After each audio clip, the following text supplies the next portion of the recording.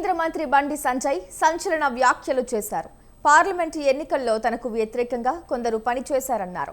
హుజురాబాద్లో తనకు తక్కువ ఓట్లు రావాలని పనిచేశారని ఆరోపించారు.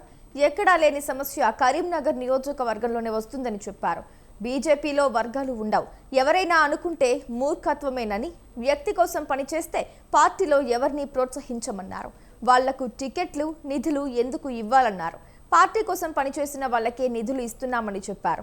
తనకు వర్గాలు లేవు, ఎవరొచ్చినా పని చేయాలనుకుంటున్నానని, ఎవరు ఏ వర్గమో తనకు తెలియదని తెలిపారు. కొందరు గిరిగీసుకుని వర్గాలను ప్రోత్సహిస్తే సహించమని, మోదీ వర్గం, బీజేపీ వర్గాలు మాత్రమే ఉండాలన్నారు బండి సంజయ్.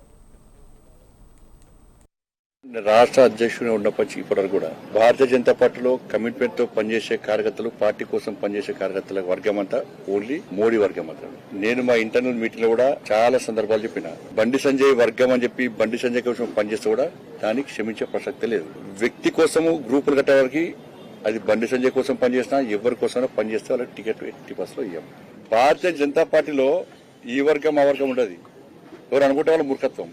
జెండా కోసం పనిచేయాలి, పార్టీ కోసం పనిచేయాలి. వ్యక్తి కోసం పనిచేస్తే పార్టీలు ప్రోత్సాహం ఉండే ప్రసక్తి లేదు. నా కోసం పనిచేస్తా ఉండదు, ప్రసక్తి లేదు. దాన్ని ఎప్పుడు ప్రోత్సహించము, దాన్ని అనుమతించము. దాన్ని హుజురాబాద్ నియోజకవర్గంలో కరీంనగర్ పార్లమెంట్ లో ఆ పద్ధతి పోయింది. ఎక్కడ లేదు సమస్య, సైకిల్ వస్తున్నది. ఎవరైనా కూడా ఎవరి రాజకీయ భవిష్యత్తు మనం కష్టపడి ఇప్పుడు గట్లంటే బండి సంజయ్ కి పార్టీకి హుజురాబాద్ లో తక్కువ ఓట్లు రావాలని కొంతమంది పనిచేసారు. వాళ్ళ టికెట్ ఇవ్వమంటారా? చెప్పు, ఇవ్వమంటారు వాళ్ళ టికెట్లు?